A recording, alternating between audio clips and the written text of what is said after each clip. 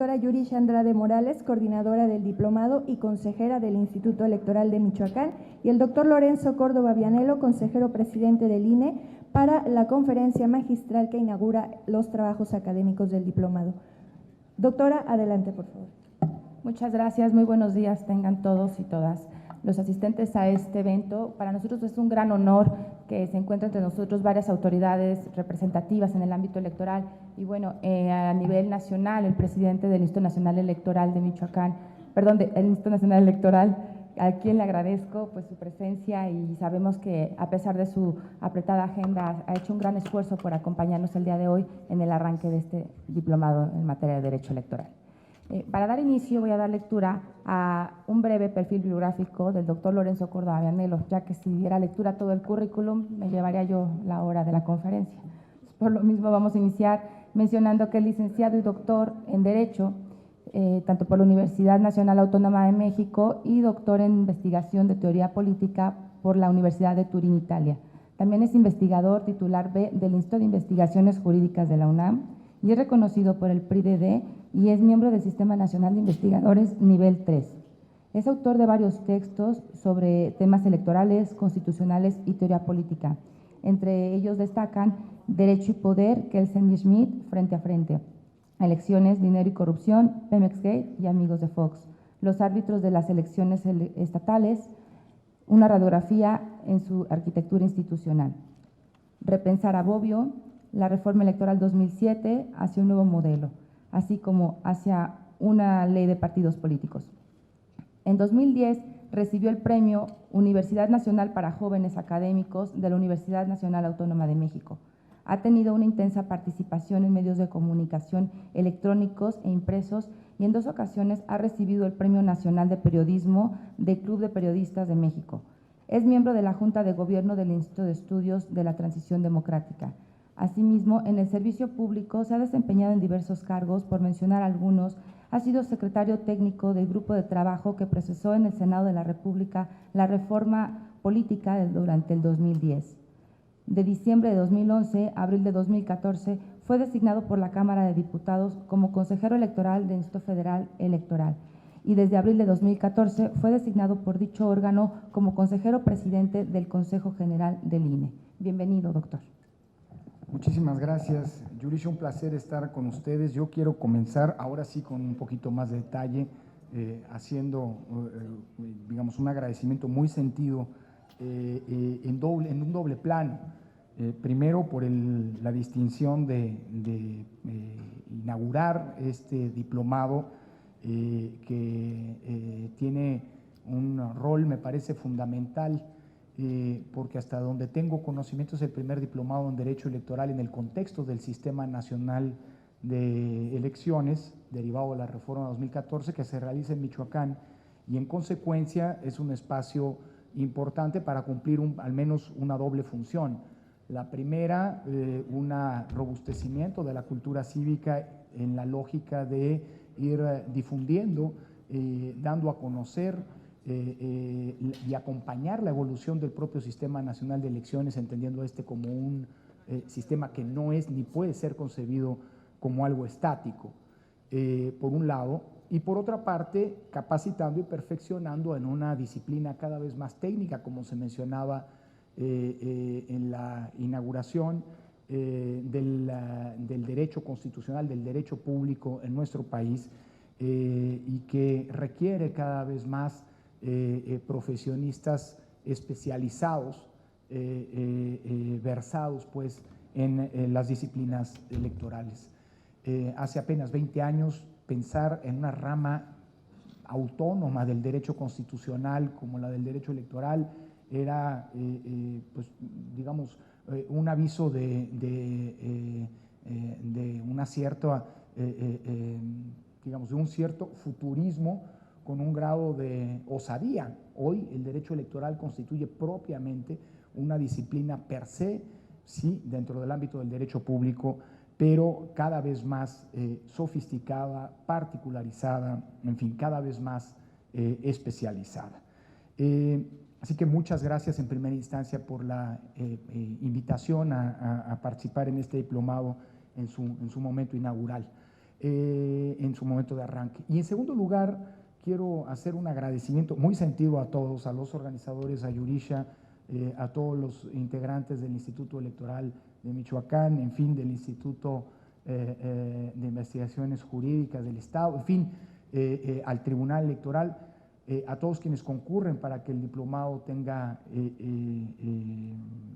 una consistencia y sea una realidad, por la paciencia con la que enfrentaron este arranque. Sé que el diplomado concentra sus clases los viernes y los sábados, pero desafortunadamente son las fechas en las que ahora que están en curso 14 procesos electorales con una complejidad no menor, resultaba imposible para mí poder acompañarlos. Así que agradezco muchísimo el sacrificio de este jueves en la mañana que todos ustedes han hecho para poder venir aquí a escucharme. Espero, en consecuencia, estar no solamente a las alturas de las expectativas, sino de la calidad del mismo diplomado.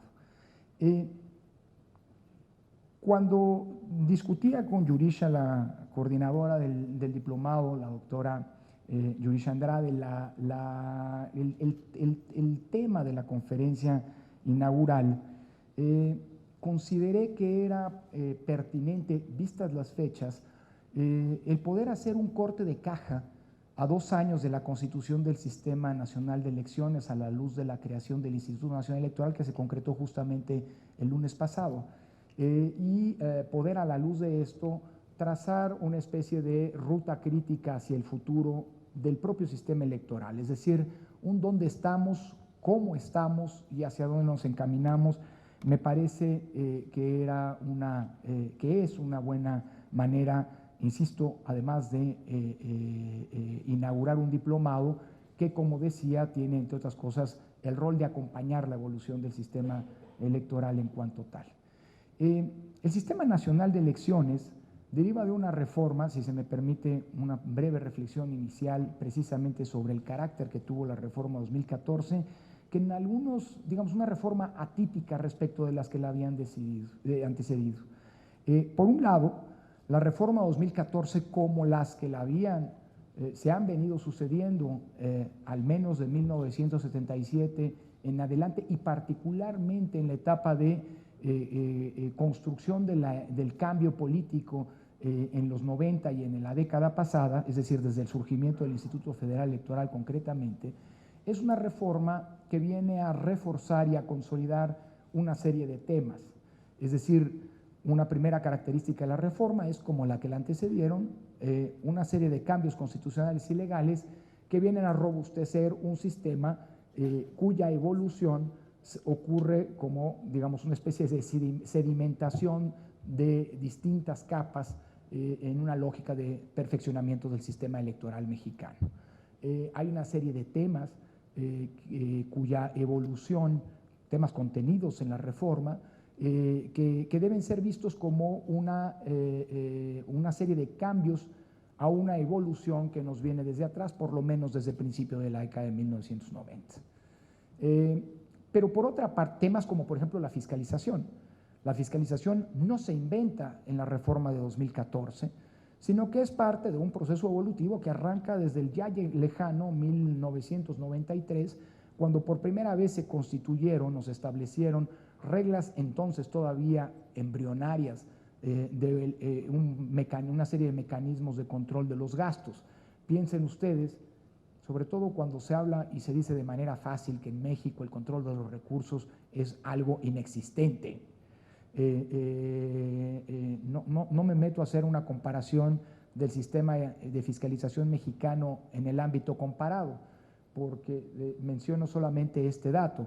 En Chile, que es una democracia con un grado de consolidación bastante aceptable, en donde ha habido alternancias de ida y vuelta en distintas ocasiones, un país en donde uno asumiría una solidez democrática luego de el célebre plebiscito sobre el no a la continuidad del gobierno del dictador Pinochet, y que a lo largo de 2 décadas en muchos sentidos ha sido un ejemplo referencial en el proceso de consolidación democrática de América Latina. Bueno, en Chile hoy están apenas discutiendo sobre la pertinencia de que existan reglas a la financiación de los partidos políticos y controles por parte de las autoridades del Estado o de las autoridades electorales en específico a los ingresos y gastos que tienen los partidos políticos. Es decir, hoy en Chile no están resueltos los temas del financiamiento y de la fiscalización. Es más, están comenzando a discutirse. En México, esta es una historia que comenzó hace más de 20 años y que ha tenido a lo largo de las distintas reformas una evolución gradual y paulatina que hoy nos lleva, lo digo sin medias tintas, a tener uno de los sistemas, el sistema de control de los recursos de los partidos políticos más robusto en el mundo. Sé que esto puede parecer anticlimático, sobre todo porque cada vez que hay una elección se plantea el tema del dinero como un tema profundamente disruptivo y del que depende una inequidad o un conjunto de prácticas inequitativas que afecta el buen desarrollo de los procesos electorales. Pero eso creo que es parte de una serie de procesos centrados en una especie de vocación autorreferencial profundamente lesiva. No quiero decir que no tengamos un tema todavía pendiente de resolver en muchos sentidos en esta materia. Lo que quiero decir es que este es el gran tema de discusión de las democracias en el mundo. Piensen ustedes en la democracia norteamericana, que ya hoy está siendo catalogada apenas en la fase de disputa interna de las candidaturas presidenciales de los partidos políticos, de las llamadas elecciones primarias, como la elección más cara y más dispendiosa de la historia de las democracias modernas. Hace unos meses tuve una reunión con la presidenta de la Federal Elections Commission, el órgano encargado de la fiscalización, y cuando le contaba el modelo derivado de la reforma de 2014 en materia de fiscalización, no daba crédito, y como dicen en mi pueblo, se le caía la baba no solamente de la sorpresa, sino también de la envidia. Y me decía, ojalá y tuviéramos la mitad de los mecanismos de fiscalización que tiene el INE para fiscalizar el fenómeno de los así llamados PACs y super PACs, que impiden el rastreo del dinero que financia las ahora precampañas, diríamos nosotros, en todo caso las contiendas internas de los precandidatos presidenciales. Bueno, en esta materia, en este tema, la reforma de 2014 es una reforma que da un paso más con la constitución de un sistema nacional de fiscalización distinto a los que habíamos tenido, porque ahora el INE es el órgano que tiene que fiscalizar todos los ingresos y gastos de los partidos, tanto a nivel federal como a nivel local, incluidos los ingresos y gastos de las campañas locales, pero que, digamos, es una fase ulterior de una evolución, como decía, que se había venido gestando en las últimas 2 décadas. Es decir, lo que se ha hecho es robustecer los mecanismos de fiscalización y replantearlos en muchos sentidos, pero no se ha partido de cero o no ha habido una refundación, para decirlo de alguna manera, un parteaguas radical de la fiscalización en el país, sino que el modelo actual se retroalimenta de la experiencia que en esta materia había tenido una evolución de las normas, de los procedimientos e incluso de las instituciones a nivel federal y a nivel local en las últimas décadas. Recuerdo hace unos 10 años, si no me equivoco, que Michoacán fue uno de los primeros, el IEM fue una de las primeras entidades dotadas de capacidades de fiscalización e incluso de la trascendencia de los secretos bancario, fiduciario y fiscal, prácticamente a la par de que esto ocurría en el ámbito nacional con el entonces Instituto Federal Electoral. Es decir, hay una historia en lo local y en lo federal de la cual la reforma de 2014 constituye un paso ulterior. Lo pongo esto como ejemplo. Pero la reforma de 2014 también tuvo una dimensión o una vocación o una característica, como quieran, distinta a las reformas que la habían antecedido. Desde 1990 particularmente, todas las reformas siguieron una lógica de gradualismo y de paulatineidad de evolución de la institucionalidad electoral.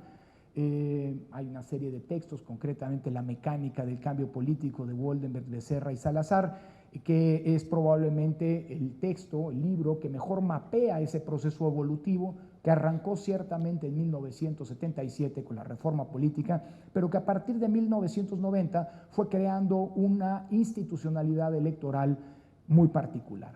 Es decir, en los últimos 5 lustros lo que habíamos tenido era la evolución de un mismo modelo que poco a poco iba amoldándose a la evolución política propia de la etapa del cambio político, de la transición, como quieran llamarlo. La reforma de 2014 se distancia de las anteriores porque también tiene, y esta es la segunda característica, una lógica rupturista con el modelo que había venido construyéndose en el país. A lo largo de 2 décadas y media se vino gestando un modelo electoral centrado en la coexistencia de 33 sistemas electorales, uno para cada una de las 32 entidades, más el sistema electoral federal, que si bien tenían puntos de conexidad, áreas de vinculación, como por ejemplo el hecho de que, salvo Baja California, durante alrededor de 20 años, poco menos de 20 años, unos 15 años, hubiera tenido un propio padrón electoral y una credencial para votar específica para dicha entidad, en todos los procesos electorales, desde 1991 en adelante, se había venido utilizando, incluso en los estados, el mismo padrón electoral que era responsabilidad del Instituto Federal Electoral construir y actualizar.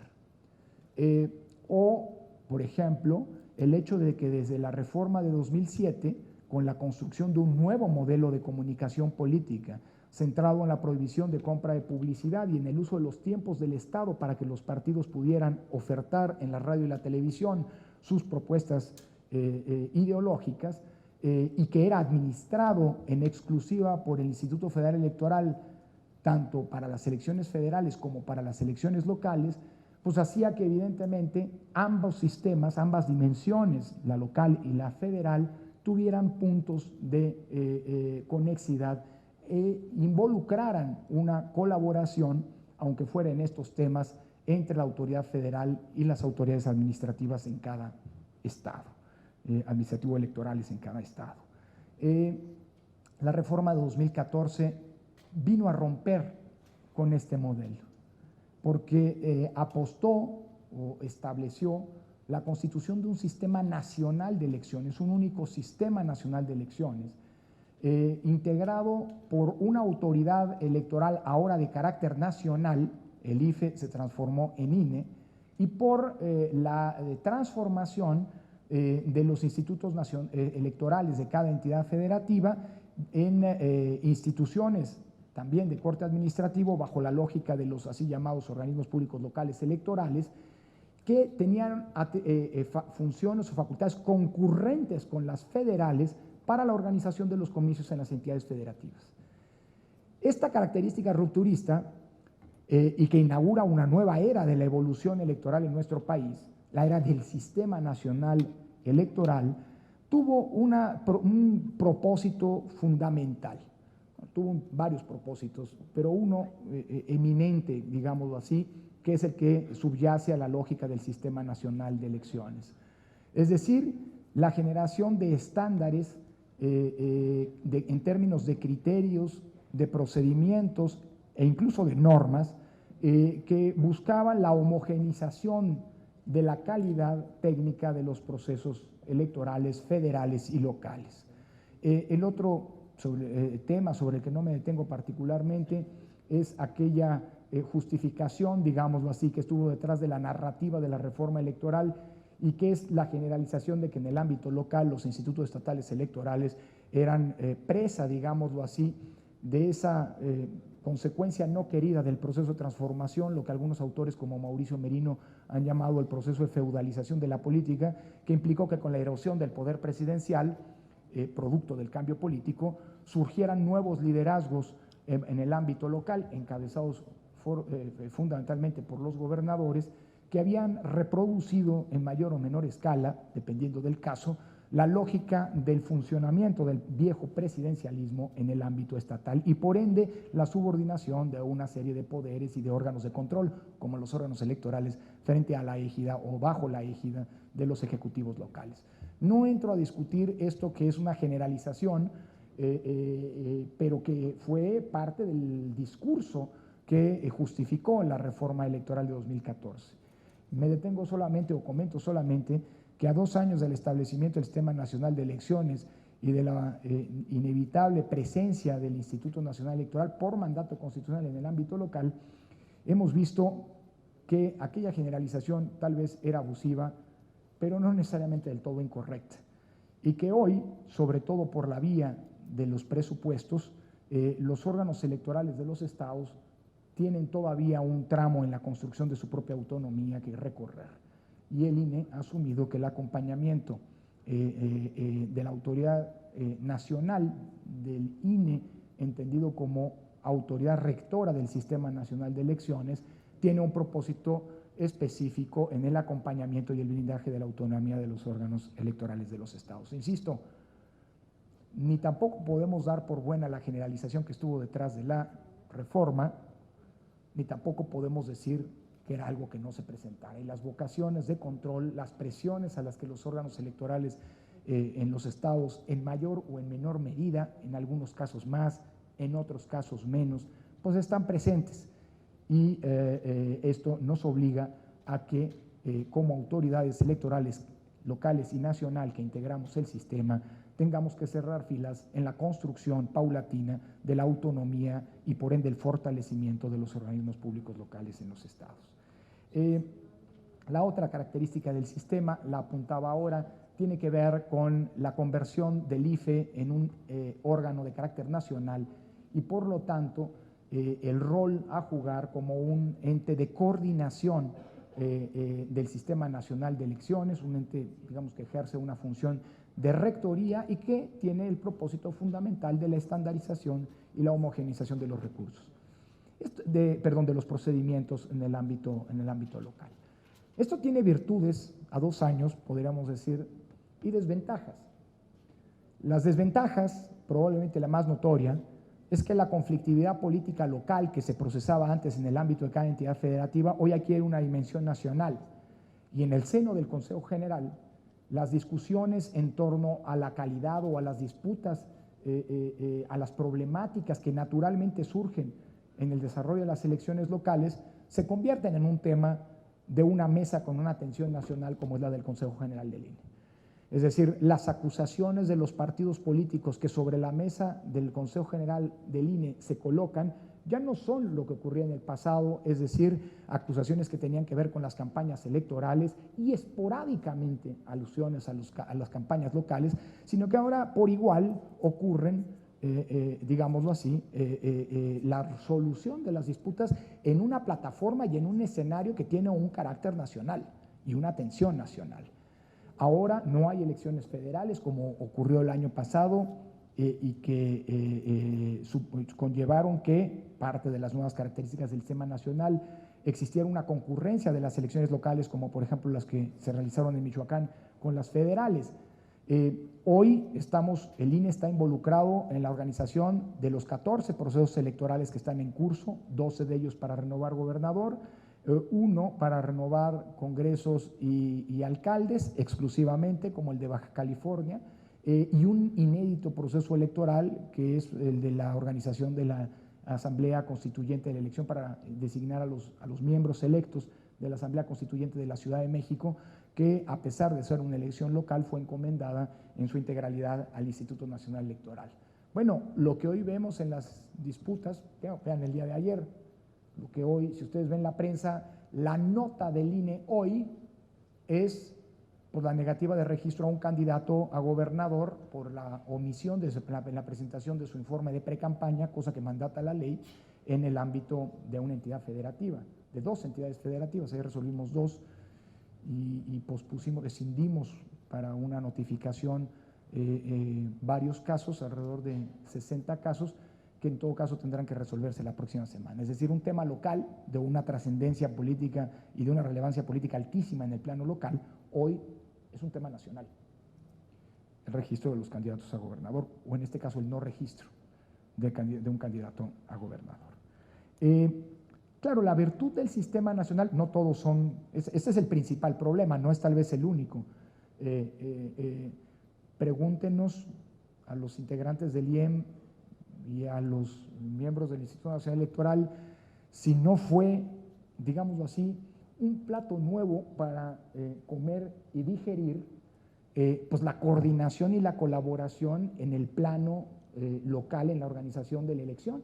La elección del año pasado en Michoacán, más allá del contexto, y haré algunas reflexiones breves sobre el contexto, pues nos conllevan o nos conllevaron un proceso de aprendizaje en el que nuestra estructura tenía, la del INE, tenía que tener un grado de coordinación nunca antes visto, nunca antes ensayado, con la estructura del IEM en el proceso de organización de la elección local, con detalles de coordinación tan delicados que de salir mal podían poner en riesgo la elección local, pero también la elección federal.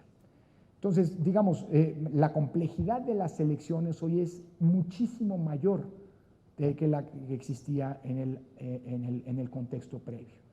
Ahora, también esto tiene una serie de virtudes.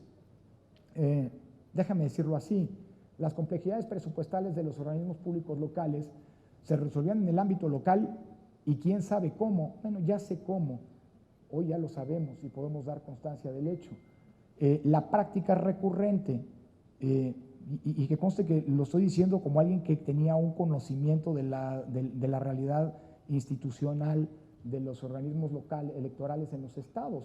El único, digo, y probablemente la única virtud que tiene es que fue el único estudio a nivel comparativo de todos los 32 órganos electorales de los estados, es producto de una investigación que realizamos conjuntamente César Astudillo y yo, que ahora ya es una investigación que tiene un carácter antropológico, digámoslo así. No sé si hay aquí un módulo de antropología electoral, pero si hay un módulo de antropología electoral en el diplomado, no lo hay, ya lo sé, y no estoy sugiriendo que lo haya, pues aquel sería el libro de cabecera de ese módulo, porque es el único estudio que hace un análisis comparativo. Bueno, ya desde entonces teníamos la sospecha, hoy absolutamente confirmada, que existe una especie de práctica en el ámbito local poco sana para la recreación y el fortalecimiento de la autonomía de los organismos electorales.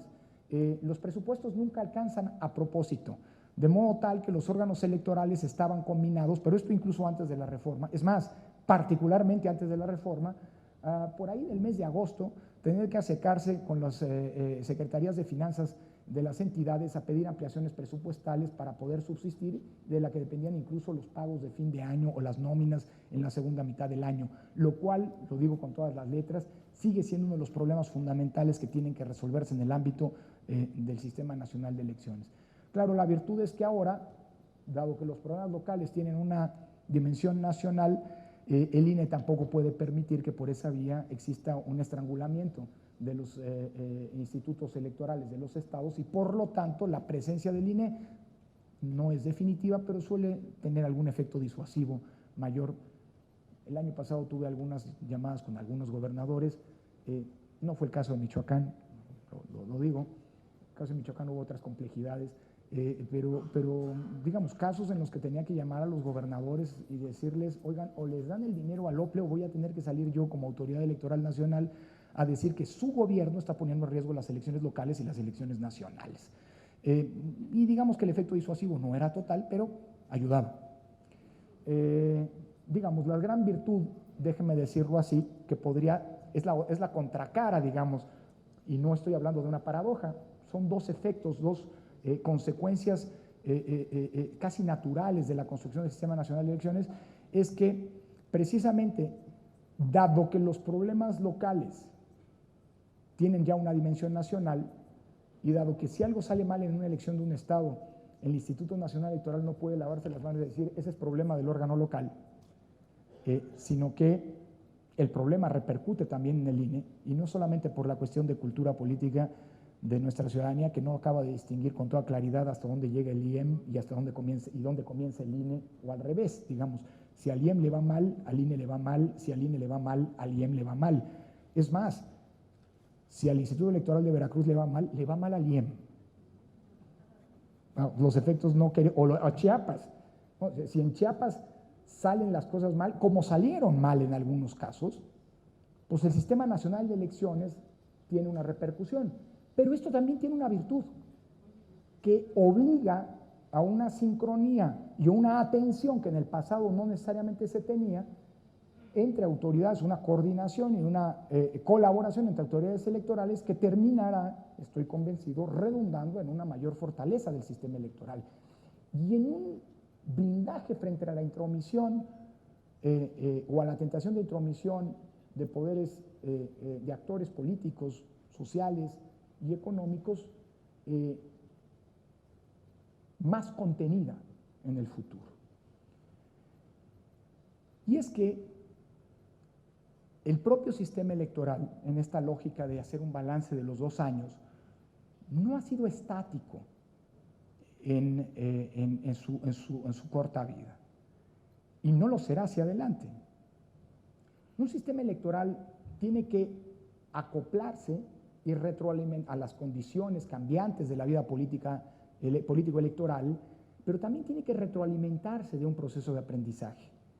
Y creo que hoy a 2 años podemos ya hacer un corte de caja e identificar las prácticas positivas que hay que reforzar hacia adelante, e identificar también las áreas de necesidad o de plano las equivocaciones que se cometieron para irlas enmendando. Déjeme decirlo así, la instrumentación de una reforma electoral tan compleja como fue la de 2014 es un proceso, es decir, no es algo instantáneo, sino es un proceso que va, digámoslo así, desarrollándose elección tras elección. Y que ese proceso se llegue a buen puerto depende de la vocación de las autoridades electorales de, con una vocación autocrítica, identificar, insisto, los puntos a mantener y robustecer y las áreas de mejora o de plano los equívocos cometidos para no volverlos a cometer. Pero esta es la historia de las elecciones.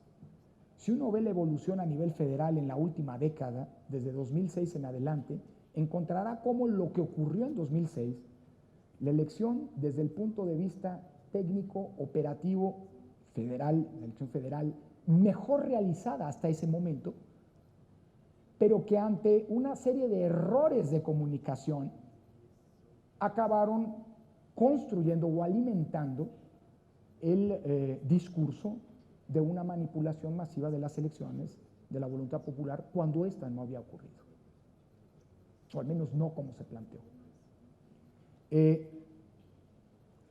El PREP en su momento fue acusado como un instrumento en donde ocurrió esta manipulación dolosa de los resultados y malintencionada, cuando no fue así. Y hay varios estudios que contrarrestan y desmontan aquellos que se hicieron para demostrar un presunto, una presunta, digámoslo así, manipulación de los resultados en dicho sistema. Pero el PREP desde 2006 a la fecha ha evolucionado radicalmente. Y hoy cada ciudadano puede no solamente ver las cifras que se acumulan, que se agregan en el PREP conforme las recibe la autoridad electoral, sino ve hoy incluso antes la imagen, o al mismo tiempo en todo caso la imagen del acta que sustenta las cifras que están, digamos, concentradas en el sistema. Con lo cual hoy la impugnación al PREP, que intentó repetirse en procesos electorales posteriores, es una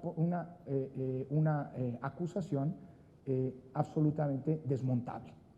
Pero eso es parte de un proceso de aprendizaje, de una vocación de aprendizaje de la autoridad electoral. Y es que cada elección me parece que tiene que ser vista como una especie de ensayo-error, como una especie, digámoslo así, de evolución que se construye a partir, repito, de la identificación de las fortalezas, pero también de los equívocos, de la identificación de los equívocos y el enmendamiento de los mismos de cara al siguiente ciclo electoral. En este sentido, los 2 años del Sistema Nacional de Elecciones y las distintas etapas del mismo, marcadas por los distintos procesos electorales que hemos realizado, tienen que verse como una serie de puntos y seguidos, no como puntos y apartes, no como historias desilvanadas la una de la otra, sino como distintos momentos de una misma génesis. Y en ese sentido, cada elección es una ulterior prueba del ácido en donde se van identificando áreas de mejora e instrumentando precisamente correctivos a lo que se tiene que instrumentar, a donde se han identificado problemas. Déjeme decirlo así, en Michoacán tuvimos 2 momentos electorales el año pasado. El primero en la elección ordinaria y un segundo momento cuando se realizaron las 2 elecciones extraordinarias que habían sido anuladas por el Tribunal Electoral.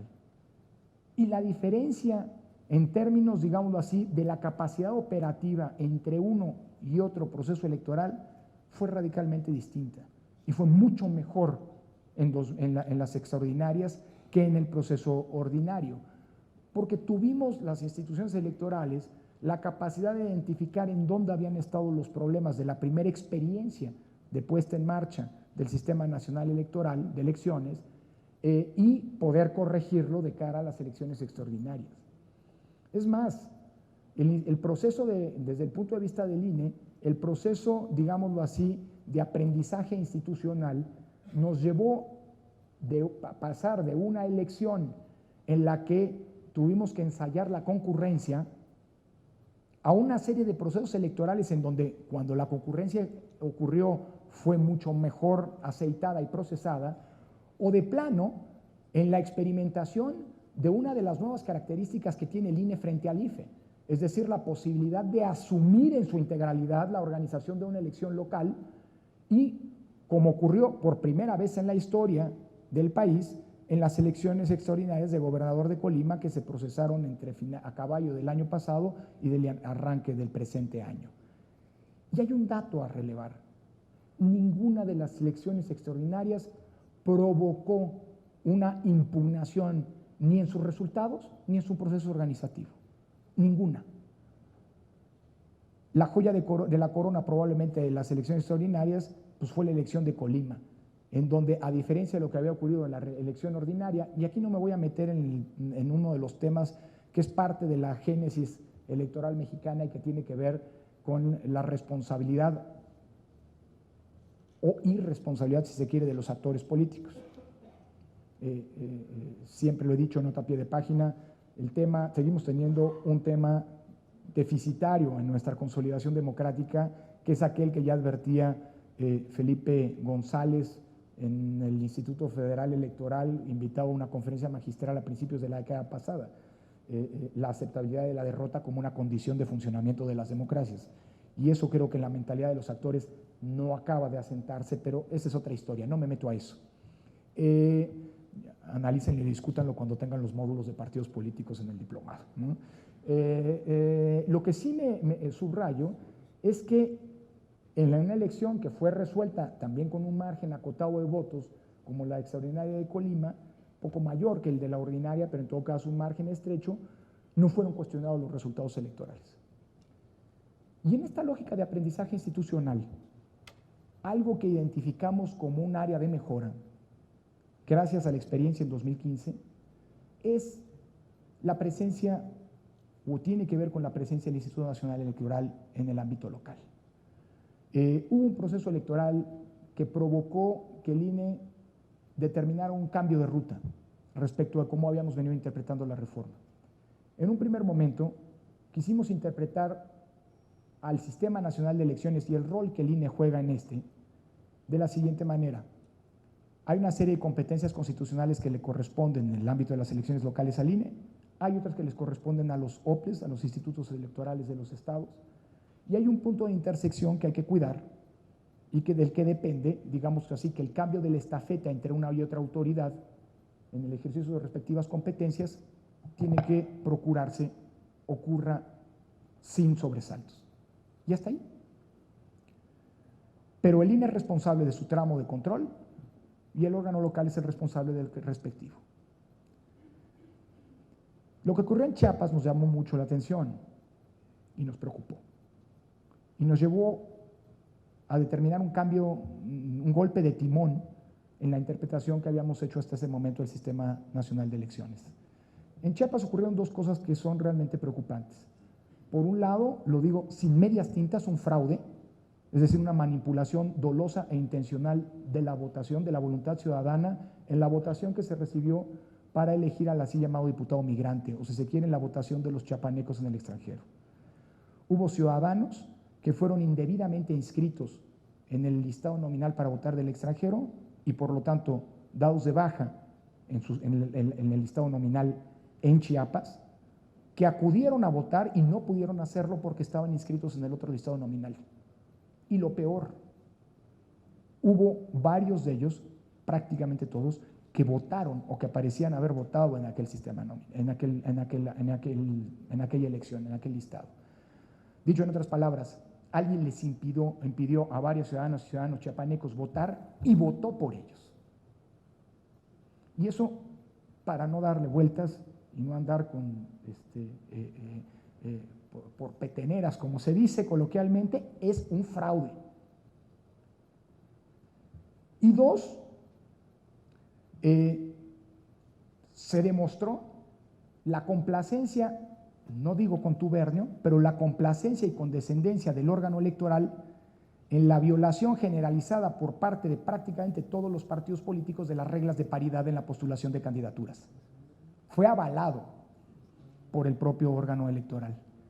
Esto nos llevó a ejercer hace algunas semanas, por primera vez en la historia electoral del INE, en la historia institucional del INE, la determinación no solamente de nombramiento, que es algo que ya ocurrió y que ya todos los órganos electorales de los estados han sido designados, integrados a la luz de las nuevas normas, sino también la determinación de destituir a unos de los consejeros electorales, esto está en disputa en el Tribunal Electoral, por falta de deber de cuidado en estos eventos que nos llamaron poderosamente la atención, tanto que provocaron que por unanimidad el Consejo General del INE determinara que a partir de agosto del año pasado ejercer una rectoría mucho más estrecha de los procesos electorales locales, al menos en 3 planos.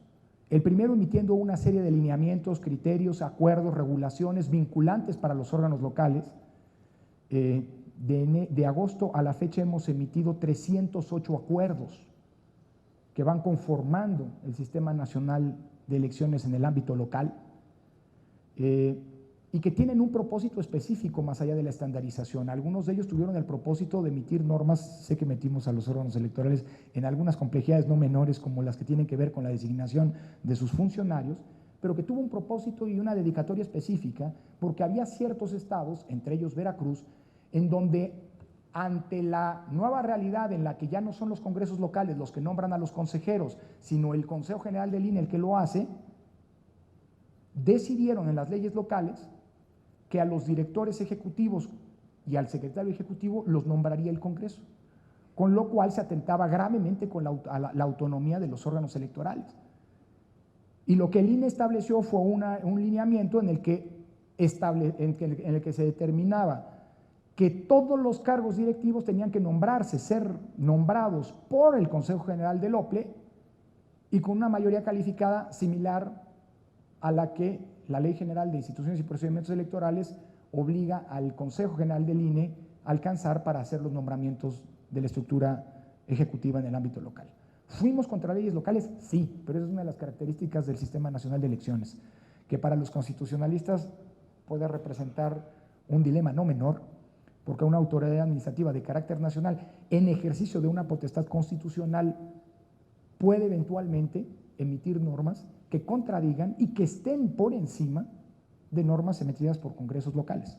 Si el dilema no es menor, y la construcción del Sistema Nacional de Elecciones desde el punto de vista constitucional abre un abanico de reflexiones y de replanteamiento de ciertos paradigmas, el de la jerarquía normativa, que hasta el momento no existía.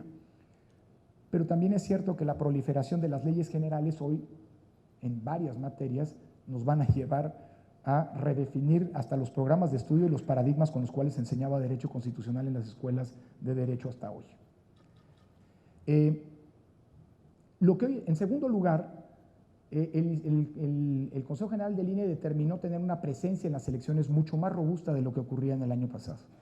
Y hoy estamos en una lógica en los procesos electorales que están en curso, en la que la presencia física de los consejeros del INE en las elecciones que están desarrollando es mucho más robusta, mucho más frecuente, con independencia, por supuesto, de la coordinación a la que estamos obligadas las instituciones electorales entre la estructura descentralizada del INE y las estructuras de los institutos estatales electorales.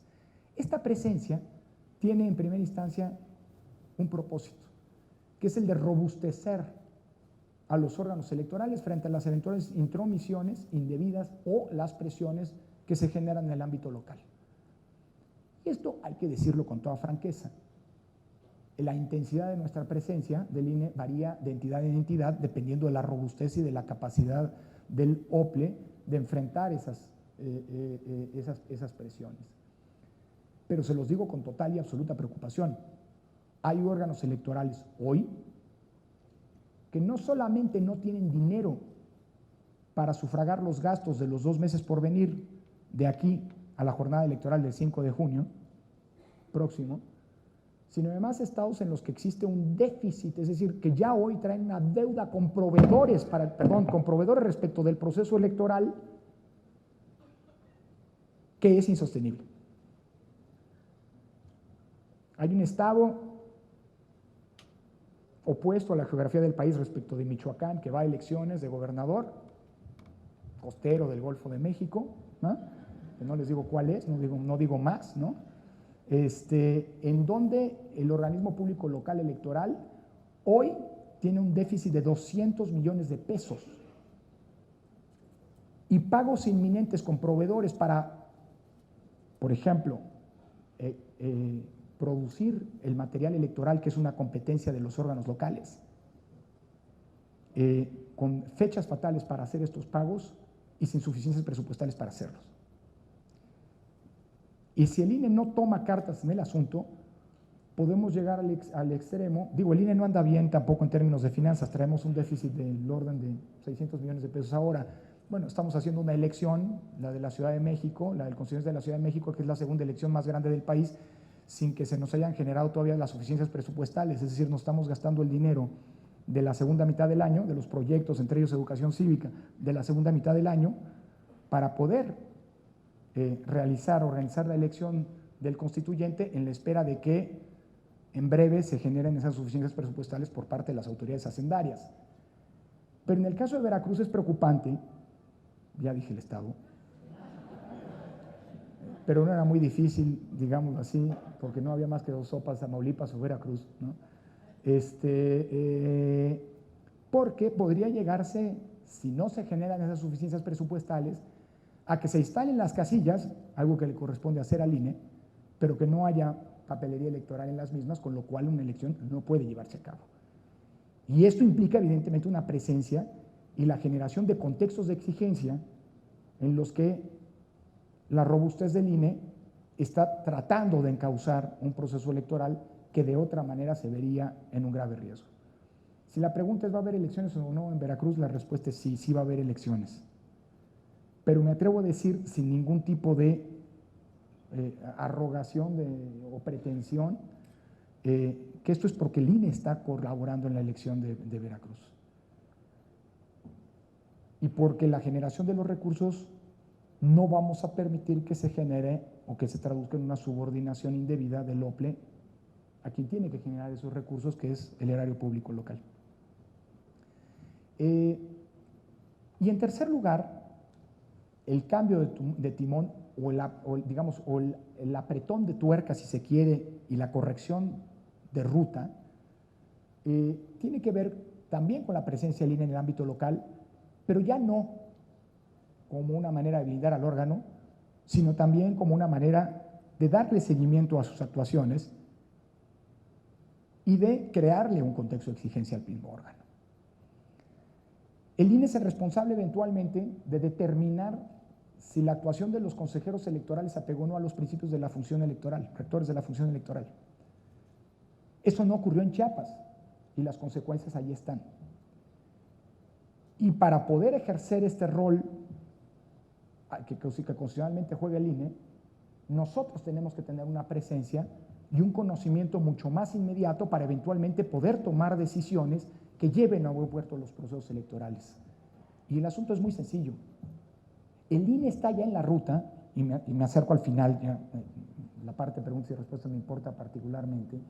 El INE está en la ruta de ir construyendo el empaque institucional que va a ser indispensable para organizar no solo las elecciones que están en curso, no solo las elecciones, las 4 elecciones que se realizarán en 2017, alguna de ellas particularmente relevante, como la elección de gobernador del Estado de México, pero aparte tendremos elecciones en Nayarit, en Coahuila y una vez más en Veracruz, preparándose de cara a la que va a ser la elección definitiva, digámoslo así, del primer ciclo de vida del Sistema Nacional de Elecciones, que es la elección de 2018. No estoy diciendo que los juegos para 2018 hayan arrancado ya. Cuando comentaba esto hace algunos meses, que el INE tenía ya que comenzar a ver 2018, algunos medios dijeron, el INE da el banderazo de salida a la contienda electoral de 2018. No, los tiempos de la política están fijados en la ley y el INE no va a entrar en especulaciones sobre cuáles son los acomodos de los propios partidos políticos. Eso no nos toca como autoridades electorales. Nos toca estar atentos que no haya actos anticipados de campaña o de precampaña, y eso digamos, se va a definir, pero hay una serie de criterios ya muy establecidos. Pero por lo que hace al trabajo de la autoridad electoral, no podemos no asumir, como decía, que cada elección forma parte, constituye un punto y seguido en una historia hilvanada que al final del día va a ponerse a prueba en las elecciones 2018. Las elecciones de 2018 van a cerrar el ciclo, el primer ciclo de la reforma electoral, porque luego de entonces no habrá ningún cargo de elección popular en el país que no haya sido designado a la luz de las reglas derivadas de la reforma de 2018. Primer punto. Segundo punto, las elecciones de 2018 son elecciones que podrán llegar a buen puerto, como va a ocurrir, solo, siempre y si las autoridades electorales asumimos todo lo que está ocurriendo ahora como parte de un bagaje institucional, de un aprendizaje institucional que nos permita ir construyendo la robustez que va a ser indispensable para arbitrar esos procesos electorales. Las elecciones de 2018 van a ser las más complejas de toda la historia democrática de nuestro país. Y hay solamente una serie de datos objetivos que nos permiten ya desde ahora ir sosteniendo el punto. En 2018 va a haber 29 elecciones locales concurrentes con las 3 elecciones federales. Es decir, salvo Baja California, Nayarit y Coahuila, en todo el país se va a realizar el primer domingo de julio de 2018 la renovación de poderes. Depende de cada caso, algunos se renovará gobernador, otros no, pero la renovación de poderes en el plano local concurrentemente a la renovación del Congreso de la Unión y la Presidencia de la República. Nunca antes había habido tantas elecciones realizándose el mismo día en el país. El número de cargos de elección popular a renovar supera los 3,600 cargos. El año pasado, que se había roto una cifra histórica en este sentido, se renovaron casi 2,180 cargos, un poquito menos, 2,176 cargos si no me equivoco. Estamos hablando de una tercera parte más de cargos electivos que se van a elegir en 2018. En 2018 vamos a necesitar el número de ciudadanos más alto de la historia del país, fungiendo como funcionarios de casilla, recibiendo y contando los votos de sus vecinos. Estimamos proyecciones todavía preliminares, muy preliminares, que el número de casillas a instalar superará las 154,000 casillas, es decir, cerca de 6,000 casillas más de las que instalamos el año pasado. El número de funcionarios superará, estimamos, el 1,080,000 funcionarios de casilla. En 2015 estuvieron operando las casillas, muchas de ellas concurrentes, como en el caso de Michoacán, alrededor de 830,000 ciudadanos. Es decir, requerimos de 250,000 ciudadanos más, en un contexto cada vez más complejo, un contexto de descrédito y de insatisfacción con la democracia cada vez mayor, un contexto en el que o tomamos nota de lo que nos pasó el año pasado, de lo que nos está pasando ahora, o nos vamos a ver en problemas en 2018, y eso no podemos permitírnoslo. En 2015 identificamos ya 2 temas no menores en términos de capacitación electoral. El índice de rechazo de ciudadanos a ser funcionarios de casilla es el más alto de la historia. Se incrementó en un 30% respecto de las elecciones federales previas. El trabajo para convencer a los ciudadanos de ser funcionarios de casilla se incrementó y hay un dato objetivo. La primera visita de capacitación, el primer contacto que tienen los capacitadores con los ciudadanos que han sido insaculados, y que es una visita, déjeme decirlo así, de convencimiento, no es una visita de notificación, es una visita en la que se despliega, digámoslo así, las capacidades de seducción o de convencimiento, digámoslo así, de los funcionarios electorales para que los ciudadanos concurran a este ejercicio ciudadano. El tiempo de la primera visita aumentó en promedio en un 30%. Esos son los dilemas con los que vamos a tener que operar la convocatoria ciudadana más grande de la historia de la democracia mexicana en 2018. Por no hablar de los contextos. Decía, un contexto de descrédito de la política, de incremento de la falta de confianza en las instituciones democráticas, principalmente congresos y partidos políticos, y las autoridades electorales. Tenemos ahí también una historia, digamos, que no es la mejor que contar y que tenemos que construir y que asumir para poder incrementar nuestro índice de confianza. Y tenemos además una serie, digámoslo así, de eventos que se produjeron de manera que se presentaron de manera inédita en el proceso electoral de 2015, de los que no estamos exorcizados respecto del futuro. Estoy pensando en primera instancia, pero no solo, en ese medio ambiente adverso en el que tuvimos que operar las elecciones y que en algunas entidades, particularmente Chiapas, Guerrero, Oaxaca y Michoacán, nos llevaron a tener a unos índices de complejidad nunca antes vistos. Y no estoy pensando en el tema de la criminalidad organizada, que siempre, siempre es una preocupación, pero con el cual,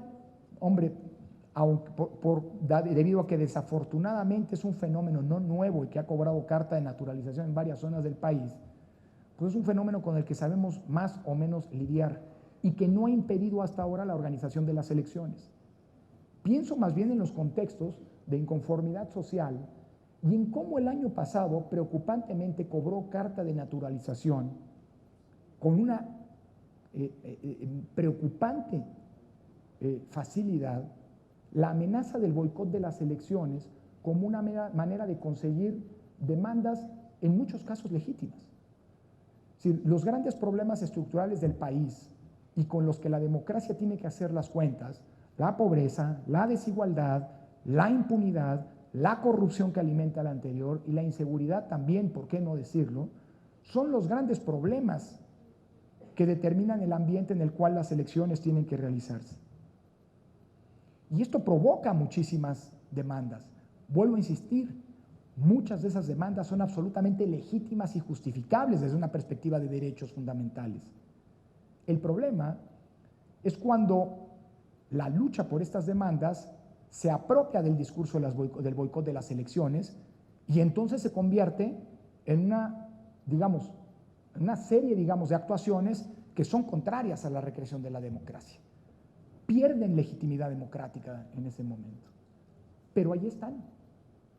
El año pasado logramos construir, y con esto termino, logramos construir un venturoso orden democrático que nos permitió llevar a cabo las elecciones en todo el país. Y cuando hablo de orden democrático, enfatizo el adjetivo. No es un orden a cualquier costo. No es un orden sin más. No es un orden como las varias voces que clamaban por poner solución fuera como fuera a los conflictos, se levantaron. Es un orden construido con la participación, en primera instancia, por supuesto, de las autoridades electorales, en una coordinación con las instancias, con otras instancias del Estado, instancias de seguridad en primera instancia, pero sobre todo construido por eso que sigue y debe seguir siendo, digámoslo así, una paradójica frente a lo que acabo de decir, pero venturosa circunstancia. El orden democrático es imposible de ser construido sin la participación de los propios ciudadanos, sin la apropiación de las elecciones por los ciudadanos. Suele decirse de manera incluso hasta retórica que en México las elecciones las hacen los ciudadanos. Creo que en ningún país del mundo es tan cierto como en México este hecho. La base social de la democracia es el componente indispensable para la generación de ese orden democrático. Y es un orden democrático, el que logramos construir el año pasado, que nos está permitiendo hoy tener elecciones sin mayores complicaciones, por ejemplo, en el estado de Oaxaca. En Oaxaca el año pasado estuvimos, y no estoy ni exagerando ni utilizando metáforas, estuvimos a horas, literalmente horas, de que se cancelara por primera vez en 100 años alguna elección. A horas. Y afortunadamente la construcción de ese orden democrático nos permitió que esto no ocurriera. Y afortunadamente nos permitió ese orden democrático que hubiera elecciones en todo el país. Y es ese orden democrático, pienso en Oaxaca, el que hoy nos está permitiendo que en Oaxaca esté realizándose la elección para renovar la gubernatura sin mayores contratiempos. Sí con disputas, sí con temas de preocupación propios, digámoslo así, de una contienda democrática intensa, sí con problemas en términos de vida interna de los partidos políticos en la definición de sus candidaturas, pero no es algo que sea nada fuera, digámoslo así, del paisaje ordinario de una contienda electoral en un estado con un intenso pluralismo político como lo es dicha entidad. Es decir, el orden democrático no significa ausencia de conflictos, sino que la conflictividad se procese a través de los cauces y las vías institucionales que son y constituyen las elecciones. No es un asunto menor. Lo que logramos hacer el año pasado, ese orden democrático que se logró construir, es un insumo que nos permite enfrentar los procesos electorales en curso y los que vendrán de mejor manera. Pero el orden democrático no es algo que llegue y se construya de una vez y para siempre, sino que hay que recrearlo. Y la participación ciudadana es fundamental en ese punto. Lo que ocurrió el año pasado es un asunto no menor. Ustedes recordarán que todo el mundo especulaba respecto de la participación ciudadana. El año pasado tuvimos la elección intermedia con mayor participación en los últimos 20 años. Mayor que la participación de las elecciones de 2003, mayor que la participación en las elecciones de 2009, y en algunas entidades con un 48%, que si quieren dista todavía mucho de ser un óptimo, pero que, insisto, es un nada despreciable, casi la mitad de la población, que implica, el porcentaje que implica casi la mitad de la población volcada en las urnas, y que en algunos casos, como en el caso de Guerrero, supuso la participación electoral más alta de la historia electoral de esa entidad. Un 56%, que puede no parecer mucho, pero para la historia electoral de Guerrero es la votación más alta que se haya emitido en las urnas. Eso es lo que nos permitió, es lo que conseguimos el año pasado. Pero todos los elementos de riesgo que en 2015 tuvimos son elementos que allí están y que pueden volver a presentarse. Y que nos implican no bajar la guardia respecto de las elecciones que están en curso, ni mucho menos de las que vienen. Las instituciones electorales tienen que asumir una lógica de blindaje. ¿Por qué estamos interviniendo en las elecciones locales con una presencia mayor, como lo comentaba hoy en día? Porque estamos en la lógica de ir construyendo ese blindaje. Porque de aquí a 2018 no podemos volver a permitirnos la existencia de un fraude, aunque sea a nivel local. Porque eso va a minar al sistema nacional electoral en la compleja tarea que vamos a enfrentar en 2018. Así que, sin decir que en 2018 va a ser un día de campo, más nos vale prepararnos para inocular y exorcizar una vez más todos los distintos fantasmas, todas las distintas preocupaciones que sabemos pueden generarse y que pueden complicar la elección. el rol del Sistema Nacional de Elecciones está llamado a ser, en la historia democrática del país, el mismo que en su momento tuvieron las autoridades electorales en el periodo previo, el de ser un ancla de estabilidad y de gobernabilidad política, el de ser las elecciones la ruta por la cual sigamos procesando la conflictividad, la creciente conflictividad política y social de una sociedad compleja como la nuestra, y el pluralismo, y recrear el pluralismo político cada vez más intenso, cada vez más insatisfecho que caracteriza a la sociedad mexicana. Esa es la tarea a la que estamos llamados, y esa es la contribución que podremos hacer en la consolidación todavía, que implica todavía una larga historia de la democracia en nuestro país. Yo aquí le paro porque me importa, creo que he hablado más de lo que debía, pero me importa mucho eventualmente retroalimentarme con las preguntas y sobre todo tener oportunidad de atender sus preocupaciones. Así que muchísimas gracias.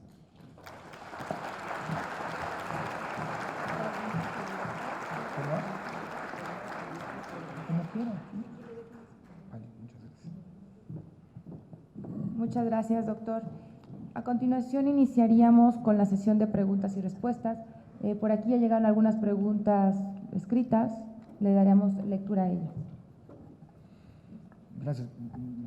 Sí, adelante.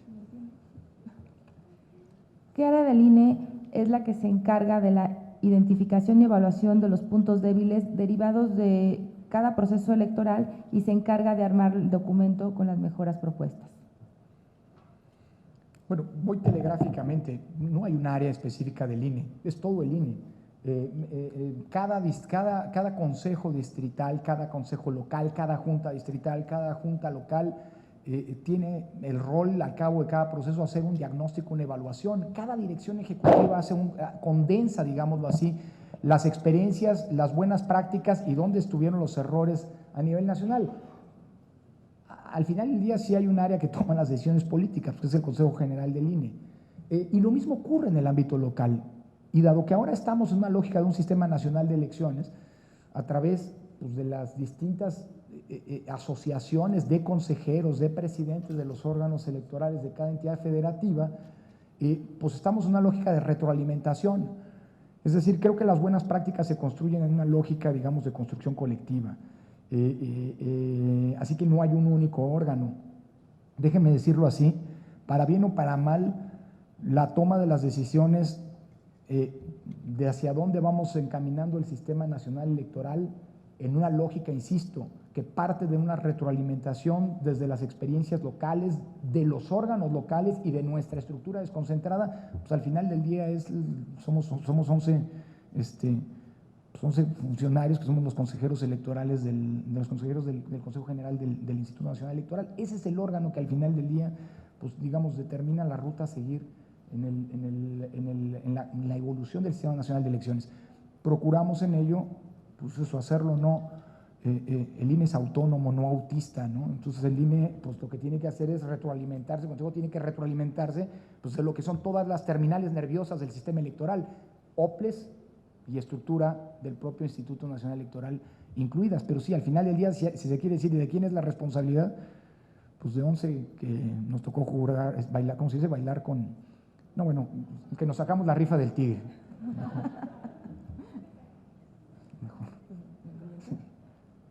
Bueno, estas preguntas las haré a la misma vez, aunque son de dos participantes, respecto que es el mismo tema. Preguntan sobre la reelección, ¿cuál se considera que son los principales retos en el ámbito legislativo para la armonización de la reforma electoral en temas como la reelección? Y a la vez preguntan cómo respetar los derechos políticos de los ciudadanos que han sido electos si estos se quisieran reelegir, y además hacer valer el tema de las cuotas, de la equidad de género y de las candidaturas. Pues en la lotería dirían que esta es la pregunta de los 45 millones. No sé por qué traen en Michoacán tan presente el tema de la reelección. La vez pasada que vine estaba el tema. ¿Será que lo están discutiendo en el Congreso?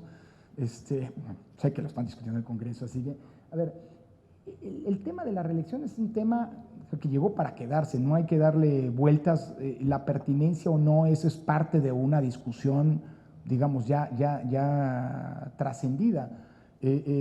Lo que tenemos es ahora que convertir en esta práctica, que es una práctica ordinaria en los sistemas democráticos, en prácticamente todos los sistemas democráticos, en algo que retroalimente y robustezca nuestra democracia.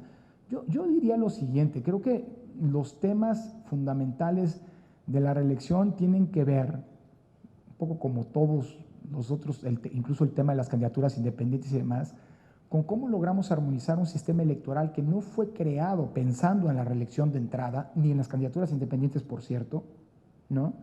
Y que se ha venido, digamos, que ha venido evolucionando con ciertos temas que no son menores y de los que hoy depende, o en los que hoy se centra buena parte de la discusión de la calidad de nuestras elecciones. Estoy hablando del tema de la equidad. Es decir, pocos países del mundo están tan, digamos, encandilados con el tema de la equidad justamente como nosotros. El problema es que la discusión sobre la equidad en los últimos 20 años pasó de ser un tema sobre la construcción de un piso de competencia mínimo igual entre los candidatos, pero vuelvo a decirlo así, o déjame decirlo de esta manera, de un punto de partida de condiciones de la competencia a una especie de punto de terminal de llegada. Es decir, la equidad hoy prácticamente la estamos interpretando y hay una responsabilidad de las autoridades electorales, del Tribunal Electoral, tal vez en primera instancia como intérprete último, digamos, del sistema electoral, pero que ven a la equidad como prácticamente como en condiciones de igualdad en todo. Vaya, hemos llegado al absurdo precisamente acá en Michoacán, en el pasado, no en las elecciones previas, anteriores, sino en unas previas, a sancionar a periodistas porque entrevistaban más a un candidato que a otro. Es que eso rompe las condiciones de equidad, pero equidad no quiere decir igualdad. Si interpretamos a la equidad como igualdad, nos vamos a equivocar, porque nunca vamos a alcanzar, va a ser una meta siempre aspiracional, y lo único que vamos a hacer es ir complicándonos la vida y colocándonos con problemas no menores. Aquí tenemos uno. ¿Qué va a tener que hacer un funcionario que pretende reelegirse? ¿Pienso en un alcalde o pienso en un diputado? ¿Separarse del cargo para competir? Esto no ocurre en ningún lado del mundo, ¿eh?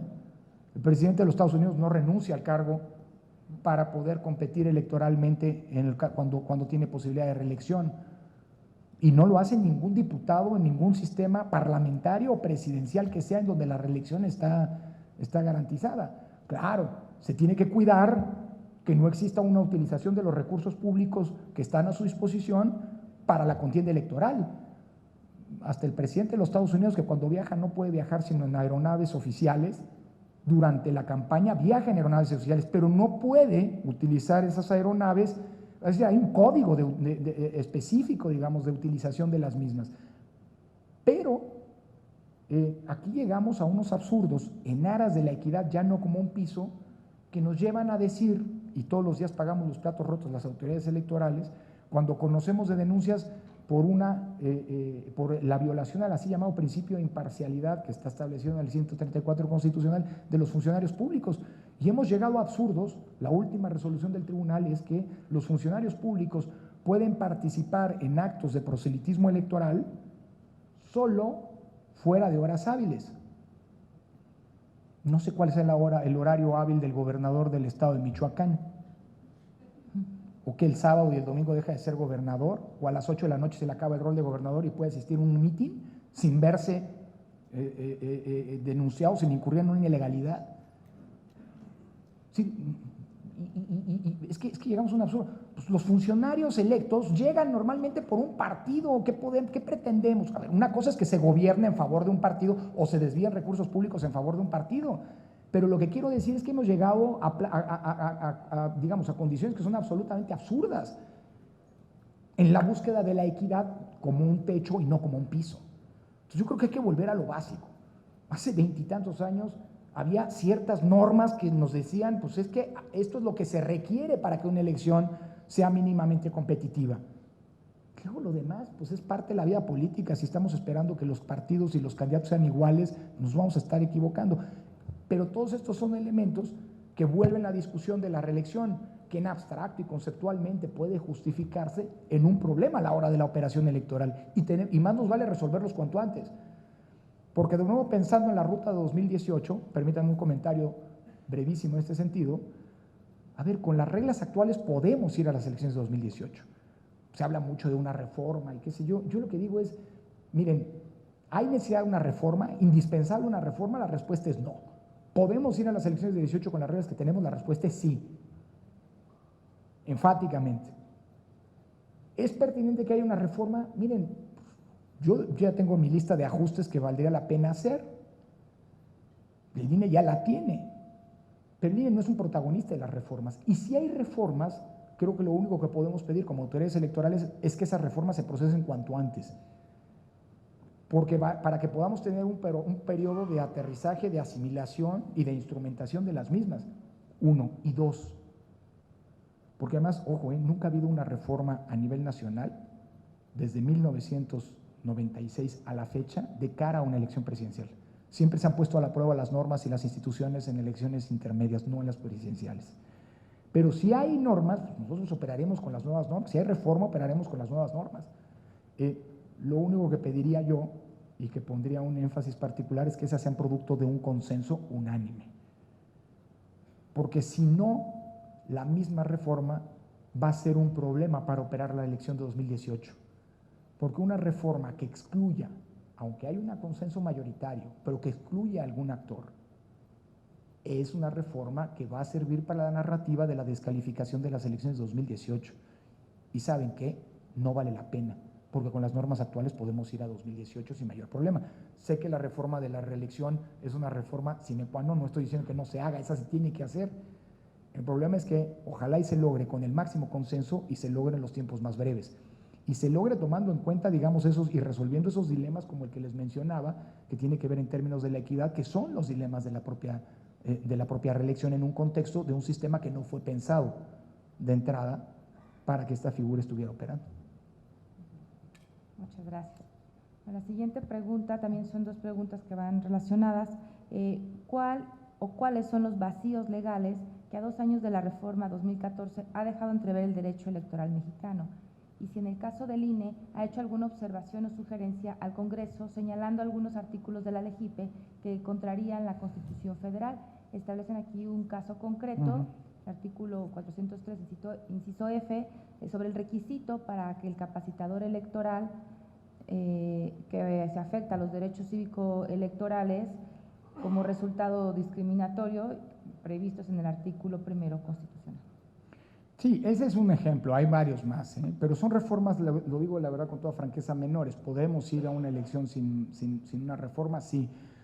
Hay algunos que a mí me preocupan en particular y que tienen que ver con la integridad, digamos, el grado de confianza con el que van a llegar las autoridades electorales vamos a llegar las autoridades electorales al 18. A ver, uno de las dimensiones más delicadas de las funciones que cumplimos las autoridades electorales es la función arbitral. Cuando los consejos generales de los órganos locales o del INE tenemos que resolver quejas, estamos siempre en un dilema, digámoslo así, contraproducente para efectos de la confianza. Lo digo de esta manera: cuando hay un partido que denuncia, tiene la expectativa de que el denunciado sea castigado, sea sancionado. Y obviamente el partido denunciado tiene la expectativa de ser absuelto. Y esos son los dilemas del rol arbitral. Siempre, invariablemente, hay alguien que queda insatisfecho cuando presenta una denuncia, sea cual sea el sentido de la resolución del órgano electoral.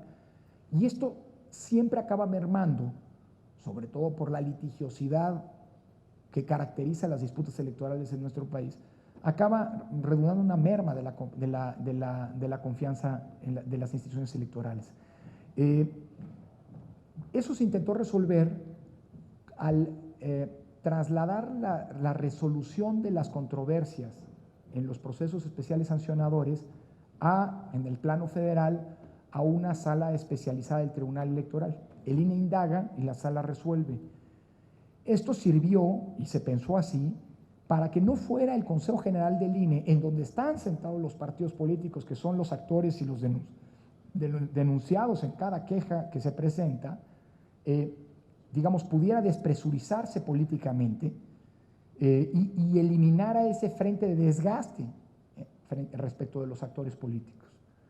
Y cuando un partido político acusa al órgano electoral de parcialidad, de falta de rectitud en sus decisiones, está mermando, está contribuyendo a la merma de la credibilidad de las autoridades electorales, porque se quiera o no, los partidos políticos siguen siendo los entes principales de concentración, digámoslo así, de simpatías o no de los ciudadanos. Es impensable que un partido político descalifique a un árbitro electoral y que ello no traiga una repercusión en la confianza en torno al árbitro electoral. Por eso se fue la resolución de las quejas al Tribunal Electoral, sí, pero nos dejaron al INE la resolución de las medidas cautelares, y con lo cual se crea un absurdo jurídico. Digamos, un órgano que tiene, por ejemplo, en el amparo o en los juicios de garantía, es natural que sea el mismo órgano que va a resolver el fondo del asunto el que preliminarmente se pronuncie respecto al otorgamiento o no de medidas cautelares o la emisión de la suspensión en el juicio de amparo. Y acá es otro órgano el que indaga, el que emite cautelares. Con lo que la emisión de las medidas cautelares ahora han concentrado toda la disputa política. Es decir, lo que antes ocurría cuando resolvían los consejos y que se quiso resolver al volver un tribunal, una sala de un tribunal en donde los partidos políticos no están presentes, son solamente una de las partes en el juicio, pues todo eso se acabó concentrando digamos, en la emisión o no de medidas cautelares.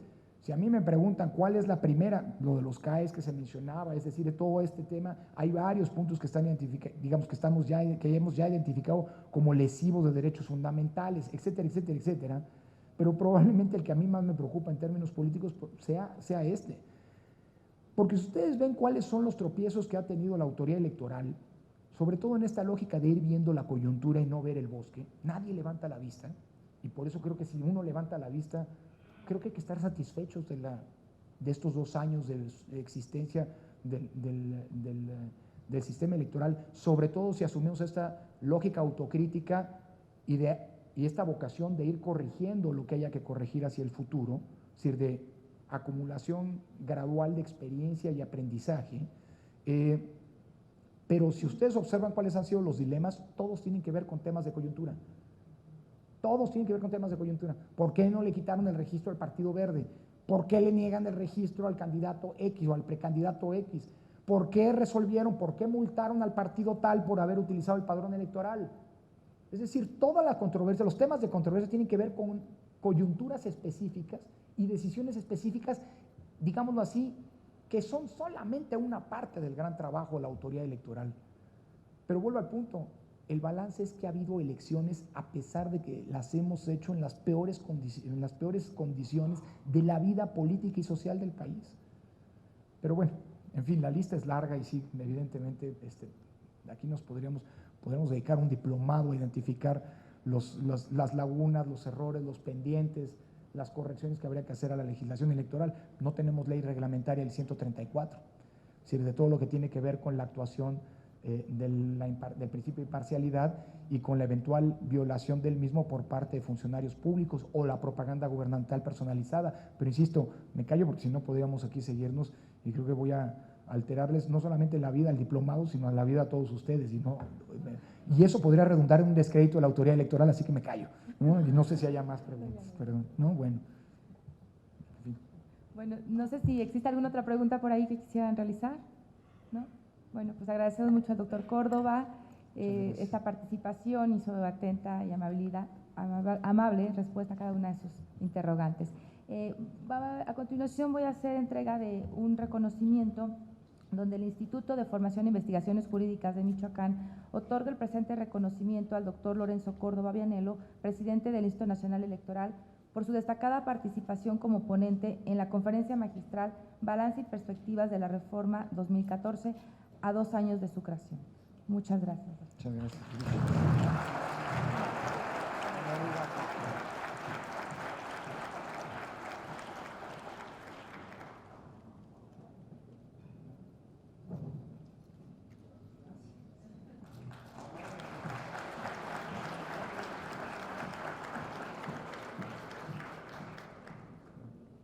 Muchas gracias. También hacemos entrega del reconocimiento a la doctora Yurisha Andrade Morales, consejera del Instituto Electoral de Michoacán, por su destacada participación como presentadora en la conferencia magistral Balance y Perspectivas de la Reforma 2014 a 2 años de su creación, impartida por el doctor Lorenzo Córdoba Vianello.